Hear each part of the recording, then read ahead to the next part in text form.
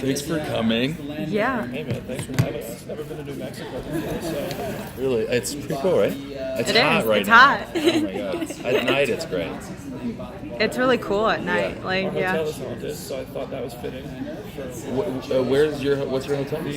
What is it? Hotel Park Central. It was a I former don't know that asylum. Oh, really? Yeah. Oh, lovely. Yeah. It was nice. I've heard a different story from every Uber driver. On point. Yeah, but it fits the show. Yeah, I guess. it's a Maybe theme. on purpose. Let's talk about season 2, man. What is Manfred's kind of journey as opposed to season 1 when we find him in the beginning? Well, we find Manfred at the beginning of season 2. He's still haunted by whatever he went through in the finale, the possession by 6 different demons. As he has black goo oozing out of his ears, and he's having these nightmares that he's hurting the ones he loved, most particularly Creek and the other Midnighters, and he finds comfort in the fact that they're dreams until something in his environment indicates otherwise, right? That he's actually getting out of bed at night and preparing something horrible. So he again will have to overcome his own demons or whatever's growing inside of him, and obviously that affects his relationship. Well, that was my next question. Yeah. The relationships were, especially late in season 1, were like kind of such a driver for all the characters, and then by the end they all kind of had each other, but they also had individual pairings, it seemed like. So how is the relationship driving? There's some changes in the relationship. Creek went through a lot in the first season. Her family being composed of a psychopath and a psychopath apologist. It was a lot, and she's not necessarily on board to fight some more, and she has other opportunities for higher education and Dallas, so she at one point I think she's had enough, and she decides to just take off and pursue other dreams. But she comes back though. She comes back periodically. She asks Manfred to go with her, and at one point that's the plan until obviously something holds him back. How would you describe the overall theme of season 2? Well, with the new characters, Kai and Patience arriving at midnight. So Kai plays this sort of guru, this like new age guru that has the ability. I think I can say that.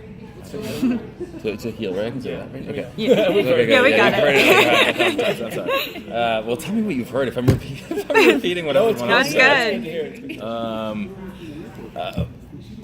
So basically, it poses the question of when you have that possibility of just maybe the possibility of blending in maybe a little easier. Do you choose to, or does what make you different and unique even through its hardships? Like is that like part of your identity by now?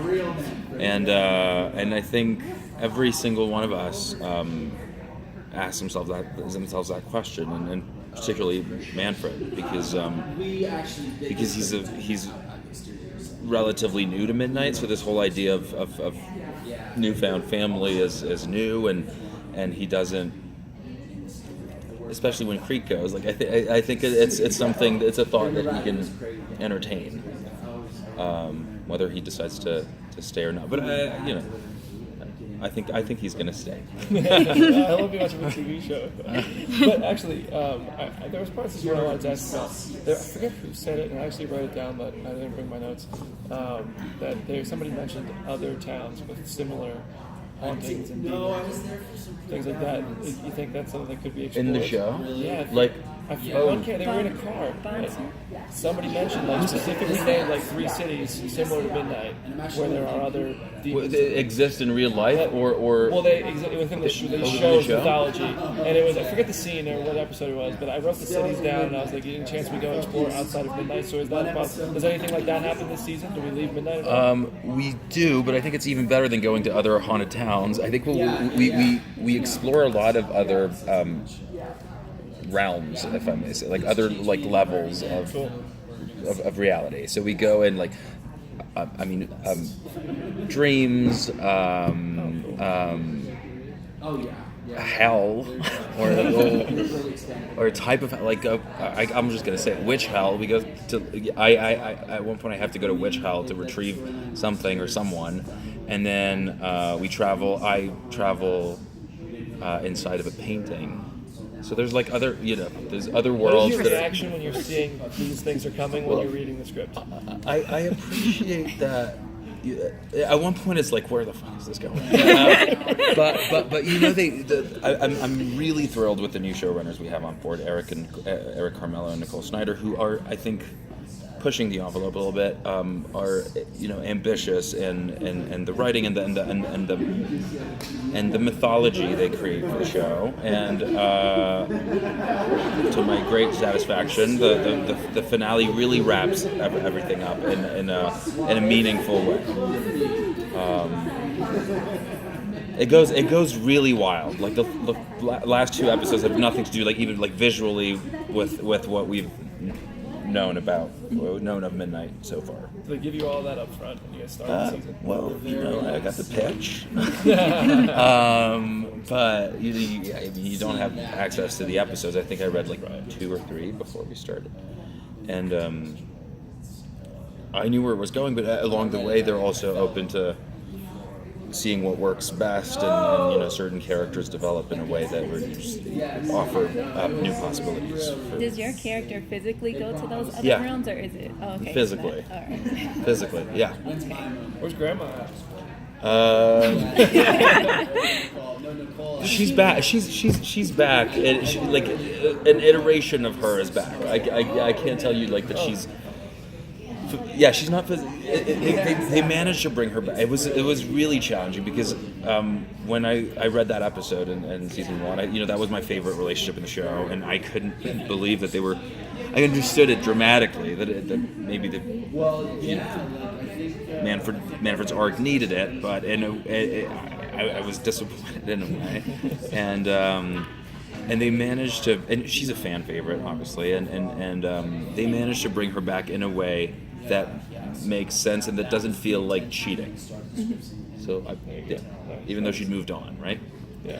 What's the biggest connection you have with your character, if there is any? Self-deprecation.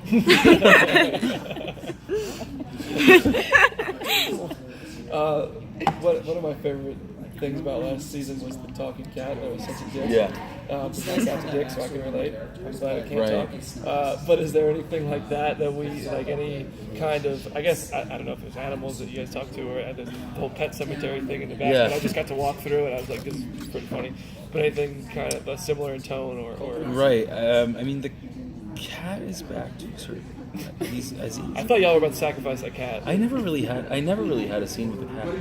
I thought, the cat problem. killed you, or almost. Well, the problem with the cat was the cat actors, right? Right, They were it's gotta be a shit. They were pain. like really the worst, like non-trainable. The dogs you can sort of Right. teach things. The cats were just. You just have to act when the cat's ready. No, yeah. Oh my God! I think like we went over budget on 4 episodes because of the damn cat, and I was always preaching to recast Mr. Snuggling, not the guy who does the voice, obviously, but the cat itself. It's all about catnip. Real pain. But there's a dog at some point in the season. Someone may or may not get turned into a dog. Oh. We had the tiger last year. Like a were dog. No, a were puppy. That's cool. I dig it. So, it just sounds like you guys are expanding on the supernatural kind of effects and for sure. But I think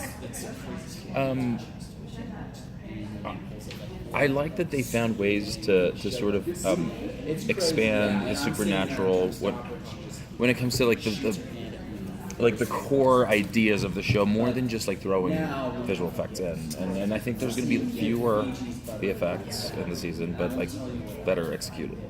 Is the goal. Right. Is the goal. Hey guys, I have to steal now. Go for it.